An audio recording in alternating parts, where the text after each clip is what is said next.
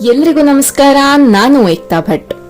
ಕಗ್ಗಕ್ಕೊಂದು ಕಥೆ ಸರಣಿಯ ಸಂಚಿಕೆ 25 ಕಾರ್ಯಕ್ರಮಕ್ಕೆ ಸ್ವಾಗತ, ಸುಸ್ವಾಗತ. ಪ್ರಸ್ತುತ ಕಗ್ಗ ದೇವಾಂಶ ಪಶ್ವಂಶಗಳ ಗಂಟು ಮಾನುಷತೆ. ದೇವಾಂಶ ಪಶ್ವಂಶಗಳ ಗಂಟು ಮಾನುಷತೆ ಧೀ ವಿಮರ್ಶೆಯೋ ನೊಂದ ಸತ್ಕರಿಸಿ ಬಲಿಸಿ ಭಾವ ಪರಿಶೋಧನೆಯಿನ್ನೊಂದ ದಂಡಿಪುದೆ ಜೀವ ಪ್ರಕರ್ಷಗತಿ ಮಂಕುತಿಮ್ಮ. ಅರ್ಥಾತ್ ದೈವಿ ಅಂಶ ಮತ್ತು ಪಶು ಅಂಶಗಳ ಮಿಶ್ರಣ ಮನುಷ್ಯ. ಮನುಷ್ಯನು ತನ್ನನ್ನು ತಾನು ವಿಮರ್ಶಿಸಿಕೊಂಡು ದೈವ ಅಂಶಗಳನ್ನ ಸತ್ಕರಿಸಿ ವೃದ್ಧಿಸಿಕೊಳ್ಳಬೇಕು, ಪಶುವಿನ ಅಂಶಗಳನ್ನ ಹತ್ತಿಕ್ಕಬೇಕು. ಅದೇ ಜೀವನದಲ್ಲಿ ಪ್ರಗತಿ ಹೊಂದುವ ಮಾರ್ಗ. ಅಂದ್ರೆ ಮನುಷ್ಯನಲ್ಲಿ ದೈವಿ ಗುಣಗಳು ಇವೆ, ಪಶುವಿನ ಗುಣಗಳು ಇವೆ. ಮನುಷ್ಯತ್ವ ದೈವತ್ವ ಮತ್ತು ಪಶುತ್ವದ ಮಿಶ್ರಣ. ಬುದ್ಧಿಜೀವಿಯಾದ ಮಾನವನು ತನ್ನನ್ನು ತಾನು ಅವಲೋಕಿಸಿಕೊಂಡು ದೈವಿ ಗುಣಗಳನ್ನ ಹೆಚ್ಚಿಸಿಕೊಳ್ಳಬೇಕು ಮತ್ತು ಪಶುವಿನಂತಹ ಗುಣಗಳನ್ನ ಕಡಿಮೆ ಮಾಡಿಕೊಳ್ಬೇಕು. ಇದೇ ಜೀವನದ ಪ್ರಗತಿಗೆ ಹಾದಿ. ಪ್ರಸ್ತುತ ಕತೆ ಭಕ್ಷಕ ರಕ್ಷಕನಾದ. ಸಾಮ್ರಾಟ ಅಶೋಕ ಈ ಹೆಸರನ್ನ ನಾವು ನಮ್ಮ ಚಿಕ್ಕ ವಯಸ್ಸಿಂದಾನು ಕೇಳ್ತಾನೆ ಬಂದಿದ್ದೀವಿ. ನಮ್ಮ ತ್ರಿವರ್ಣ ಧ್ವಜದಲ್ಲಿನ 24 ಗೆರೆಗಳ ನೀಲಿ ಬಣ್ಣದ ಅಶೋಕ ಚಕ್ರವನ್ನ ಇದೇ ಅಶೋಕನ ಸಾರನಾಥ ಸ್ತಂಭದಿಂದ ಆಯ್ಕೆ ಮಾಡ್ಕೊಂಡಿದ್ದೀವಿ. ಅಷ್ಟೇ ಅಲ್ಲ, ಅದೇ ಸಾರನಾಥ ಸ್ತಂಭದ ಮೇಲ್ಭಾಗವನ್ನ ರಾಷ್ಟ್ರೀಯ ಲಾಂಛನವನ್ನಾಗಿಸಿಕೊಂಡಿದ್ದೀವಿ. ಇವತ್ತಿಗೂ ನಮ್ಮ ದೇಶದ ಮೇಲೆ ಪ್ರಭಾವ ಬೀರುವ ಈ ಮಹಾನುಭಾವ ಆತನ ಕಾಲದಲ್ಲಿ ಅತ್ಯಂತ ಪರಾಕ್ರಮಿ ಪ್ರಭಾವಶಾಲಿ ರಾಜನಾಗಿದ್ದ. ಅವನ ಪರಿವರ್ತನೆ ಜಗಕ್ಕೆ ಮಾರ್ಗದರ್ಶಿಯಾಗಿದೆ. ಜಗತ್ತಿನಾದ್ಯಂತ ಬೌದ್ಧ ಧರ್ಮದ ಪ್ರಚಾರಕನಾದ ಈತ ಮೊದಲು ನಿಷ್ಠೂರತೆ, ಕ್ರೂರತ್ವದ ಪ್ರತಿಪಾದಕನಾಗಿದ್ದ ಅಂದ್ರೆ ನಂಬೋದು ಸ್ವಲ್ಪ ಕಷ್ಟ ಆಗ್ಬಹುದು, ಆದ್ರೆ ಅದೇ ಸತ್ಯ. ಹೌದು, ದೇವನಾಮ ಪ್ರಿಯ ಅಶೋಕ ಮೊದಲಿಗೆ ಚಂಡ ಅಶೋಕನಾಗಿದ್ದ, ಅಂದ್ರೆ ಕ್ರೂರ ಅಶೋಕನಾಗಿದ್ದ.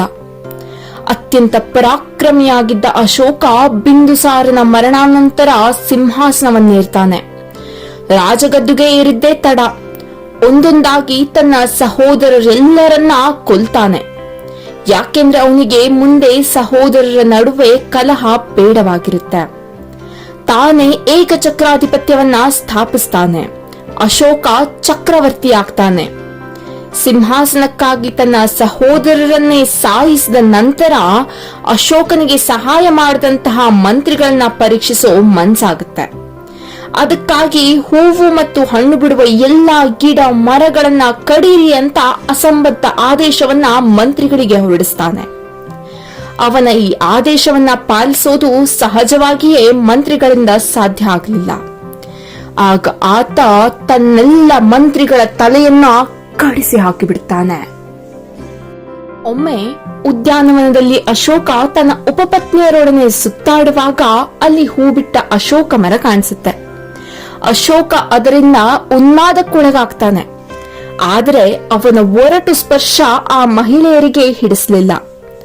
ಅಶೋಕ ಅಲ್ಲೇ ನಿದ್ರೆಗೆ ಜಾರಿದಾಗ ಅವರು ತಮ್ಮ ಅಸಮಾಧಾನವನ್ನ ಅಶೋಕನ ಹೆಸರಿನ ಅಶೋಕ ಮರದ ಹೂವು ರೆಂಬೆಗಳನ್ನ ಕತ್ತರಿಸುವ ಮೂಲಕ ಹೊರಹಾಕ್ತಾರೆ. ಇದರಿಂದ ಕುಪಿತನಾದ ಅಶೋಕ ಅವರನ್ನೆಲ್ಲ ಜೀವಂತವಾಗಿ ಸುಟ್ಟು ಬಿಡ್ತಾನೆ.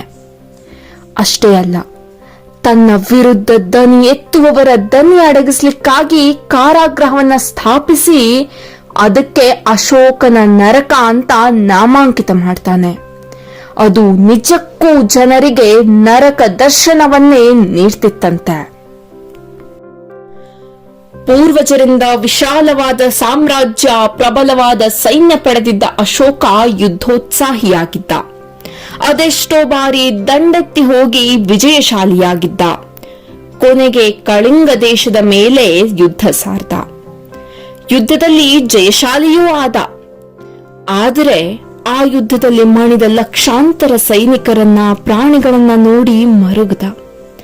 ಅವನಲ್ಲಿ ಅಡಗಿದ್ದ ಒಳ್ಳೆಯತನ ಆಗ ಹೊರಗೆ ಬಿತ್ತು.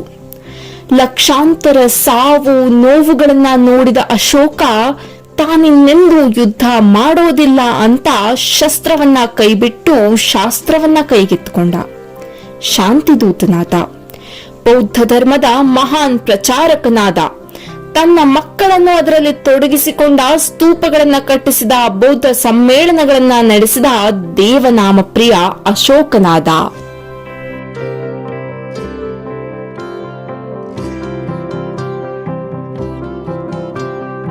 ಅಶೋಕನಲ್ಲಿ ಇದ್ದ ಹಾಗೆ ನಮ್ಮಲ್ಲೂ ಪಶುತ್ವ ಇದೆ.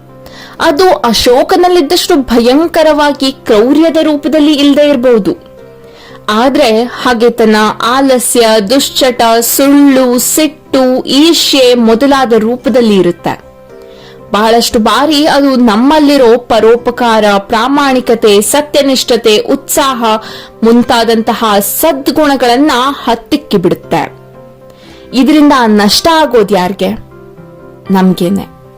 ನಮ್ಗೆ ಯೋಚನೆ ಮಾಡೋ ಶಕ್ತಿ ಇದೆ ಅಲ್ವಾ? ಯಾವ್ದು ಕೆಟ್ಟದು ಯಾವ್ದು ಒಳ್ಳೇದು ಗೊತ್ತಾಗುತ್ತೆ ಅಲ್ವಾ? ಸರಿ ತಪ್ಪುಗಳು ತಿಳಿಯುತ್ತೆ ಅಲ್ವಾ? ಹಾಗಿದ್ದ ಮೇಲೂ ನಾವು ಕೆಟ್ಟ ಗುಣಗಳನ್ನೇ ಮುಂದುವರಿಸೋದು ಸರಿನಾ? ಸರಿಯಲ್ಲ ಅಂತಂದ್ಮೇಲೆ ಇವತ್ತೇ ಆ ತಪ್ಪು ಮಾಡೋದನ್ನ ನಿಲ್ಸ್ಬಿಡೋಣ. ಬೇರೆಯವರಿಗೆ ಭಕ್ಷಕರಾಗದೆ ರಕ್ಷಕರಾಗೋಣ. ನಮ್ಮಲ್ಲಿರೋ ದೈವಿ ಗುಣಗಳನ್ನ ಆಧರಿಸೋಣ, ಆಚರಿಸೋಣ. ಇಂತಹದ್ದೇ ಇನ್ನೊಂದು ಕಗ್ಗದೊಂದಿಗೆ, ಕಗ್ಗದ ಕಥೆಯೊಂದಿಗೆ ಮುಂದಿನ ವಾರ ನಾನು ನಿಮ್ಮೆದುರು ಮತ್ತೆ ಬರ್ತೀನಿ. ಶುಭವಾಗಲಿ. ಧನ್ಯವಾದ.